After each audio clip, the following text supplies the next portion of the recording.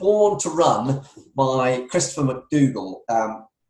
I've read, particularly recently, I've read quite a few books around running and endurance sport.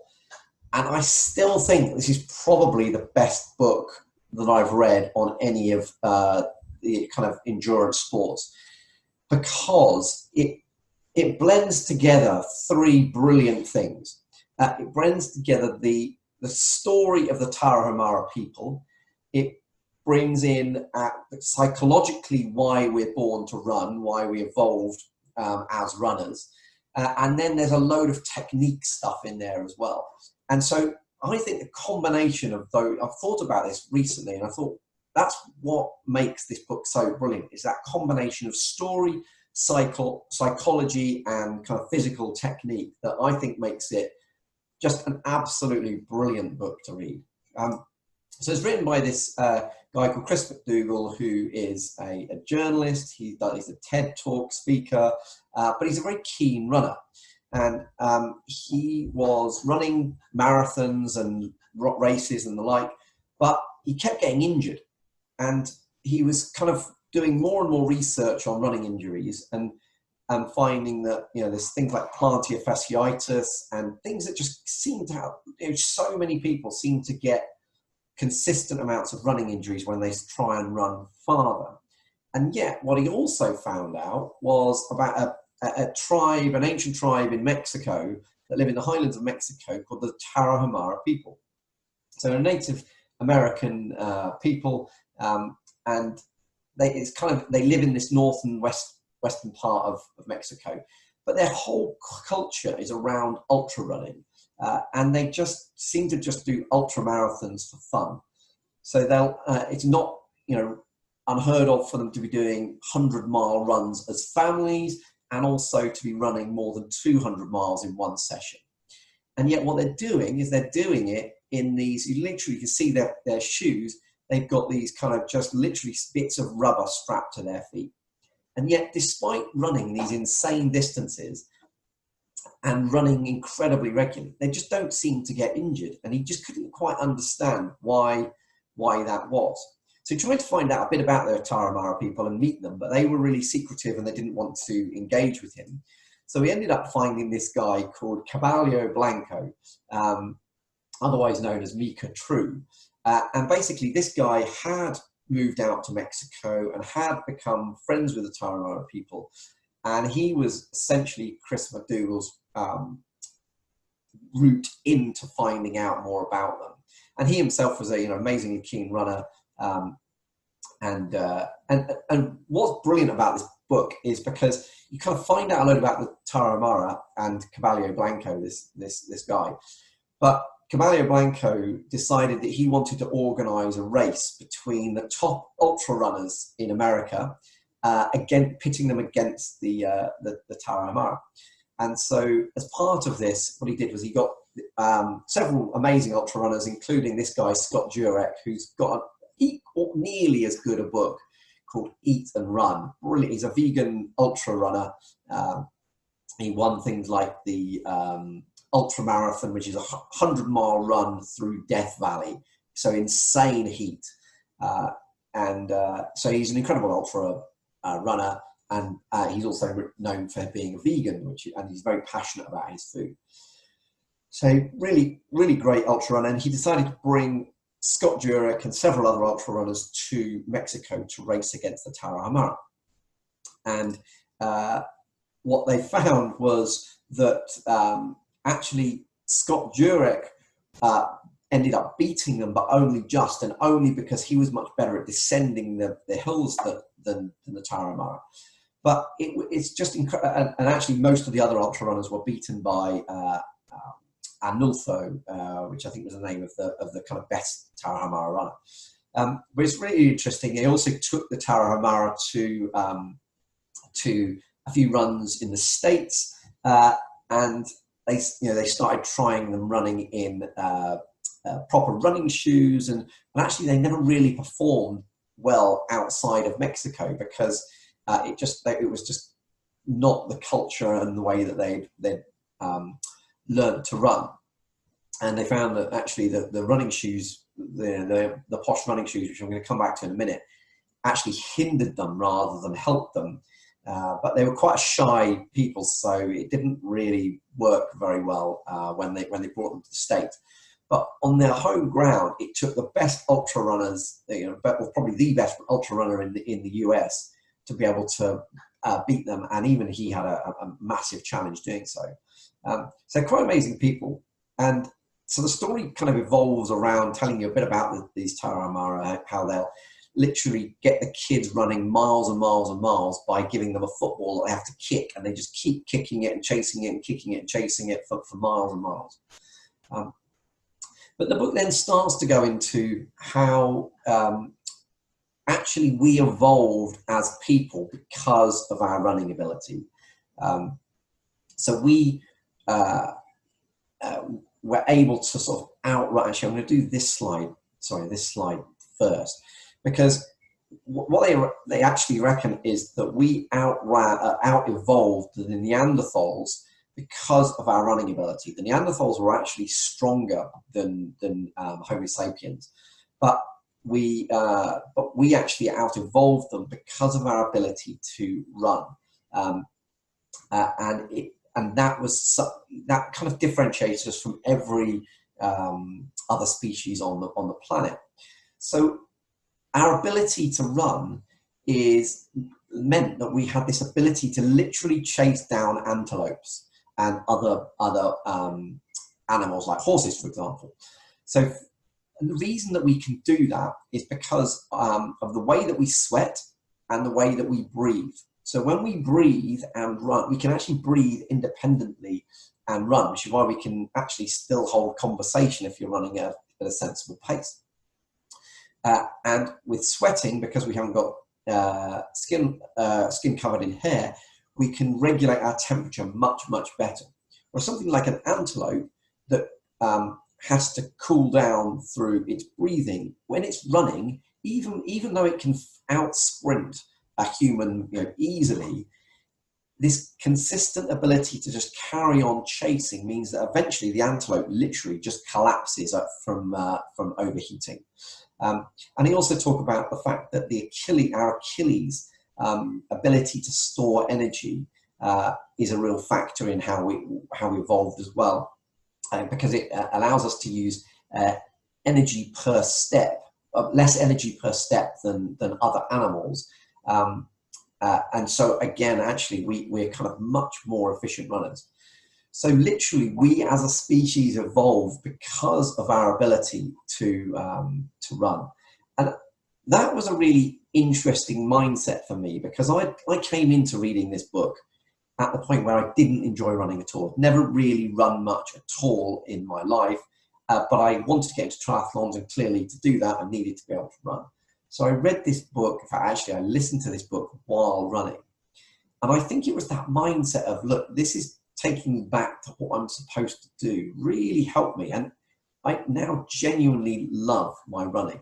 But I'm absolutely convinced it's this kind of brought me back to my nomadic nature of kind of going off and exploring on foot. So it really is, it has been a very powerful book for me. It certainly has turned me from somebody that hated running into somebody that really loves it and values it.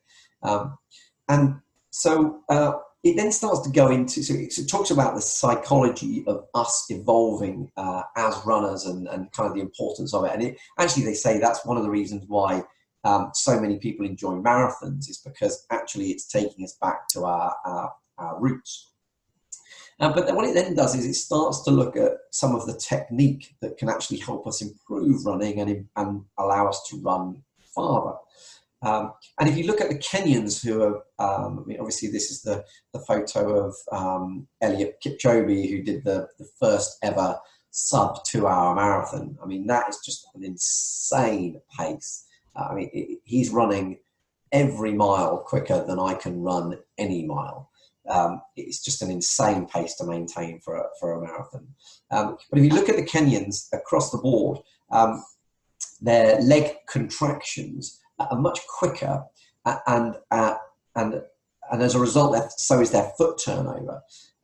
And so what they've found is this kind of faster, shorter stride, what they would call an increased cadence, really helps you run faster. And one of the reasons why that is because it means you're ending up being lighter on your feet. So the faster turnover your feet have, the lighter you're landing, and therefore the less damage you're doing, but also the less friction you're creating.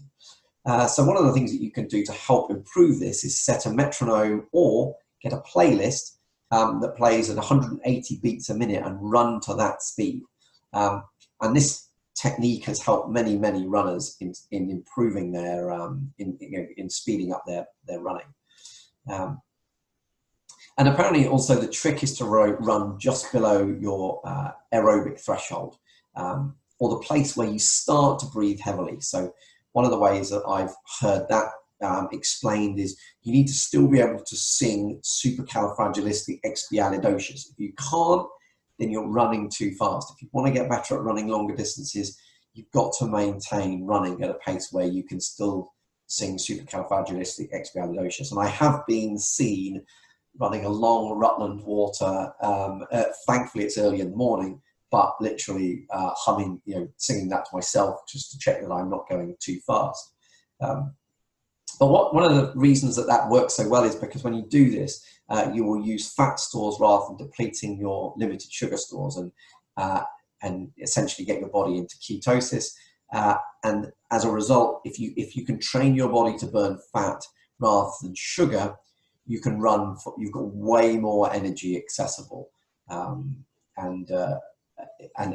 so you can run for much farther distances. And it's one of the reasons why they say that you really want sort of slow burning fuels for endurance sport, because if you have these sugary gels, then you get this sugary spike and it gives you a burst of energy, but you soon run out of that sugar unless you keep feeding more and more gels in. And I've heard it likened, like might even be in Scott Jurek's book, the difference between putting paper and wood on the fire is that the paper gives that nice flash and immediate flame, but it burns out very, very quickly. Whereas what you really want to be doing is putting wood on the fire, and maintaining that sort of pace allows you to kind of use fuels in a very different way. Now, one of the things that they then talk about is this concept of the barefoot running technique. And they talk a lot about this in the book, and how actually the modern day trainer is to blame for a lot of the injuries that we get. And the reason that they say that is because essentially having these big cushioned soles encourages us or allows us to run with bad form. So if you switch to a barefoot running technique, if you run across run along the road with bare feet, you will immediately switch back to probably how you ran as a child, but you will immediately switch to a type of running where you're landing on your forefoot. You will not land heel first if you're running barefoot, because it will blooming well hurt. You'll get shockwave going straight up through your knees, and it will really hurt. And that is why so many runners in this day and age get running injuries, because they're running with bad form, and the trainer's allowing them to do that. So the book talks about the Tarahumara people and how they have these thin rubber soles strapped to their feet, and that forces them to run in the barefoot running style. The book also talks about the fact that there's plenty of brands out there now that do barefoot running shoes, like Vivo Barefoot. Interestingly, so I went to the Vivo Barefoot shop in Covent Garden shortly after finishing the book to buy myself a set of barefoot running shoes. And the lady said, "What can I help you, sir?" And I said, "Yes, I'm here to buy some barefoot running shoes." And she said, "Have you just read Born to Run?" I said, "Yes, I might have done." And she said, "Well, in that case, what I would do is I'd go away for 6 months, learn how to do barefoot running, and only then think about buying a pair of barefoot running shoes." And having done more research on this in recent years, what I found is that, so I was speaking to my coach in the lead up to the Ironman about this, and he said, well, actually, so he has barefoot running shoes, but he doesn't run in them. He says they're really good for my feet, for walking around during the day, but I don't run in them because they massively increase my chance of getting injured. And in fact, Jeff Galloway, who developed the run, walk, run strategy that I talk about regularly, he actually did an interview at Google a few years ago, and one of the questions asked was, what do you think about barefoot running? And he said, in my career of coaching people on running, which has panned, I think, 4 decades, that trend appears roughly every 10 years, and it gets some traction, and then people get injured and it goes away for another 10 years and it comes back. And it's about the 4th time I've seen that iteration of barefoot running. However, if you read some of, so I've just read Adarahan Finn's book, The Rise of the Ultra Runners, and he has done quite a lot of research into this barefoot running technique.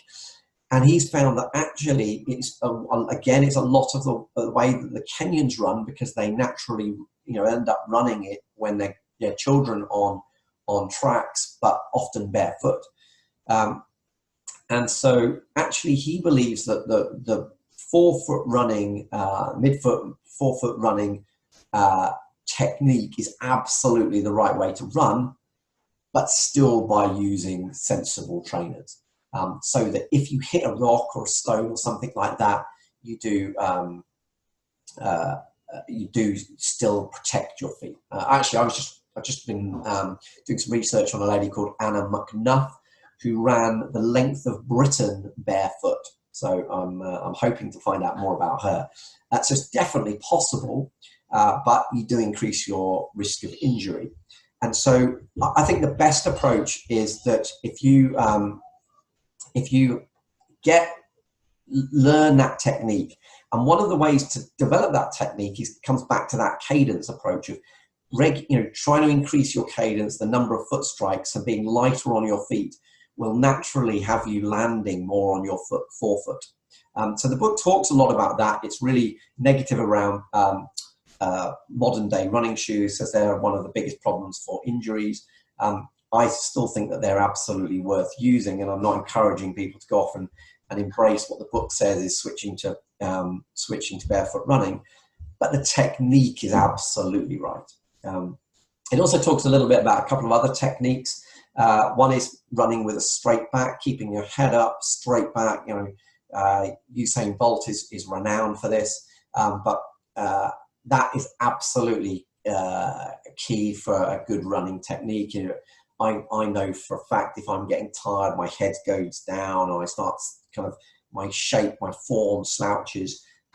Whereas a straight back, head up, looking straight at where you're going is absolutely a great technique to learn. And finally, this kind of ties in quite nicely with the barefoot running technique, but this high heel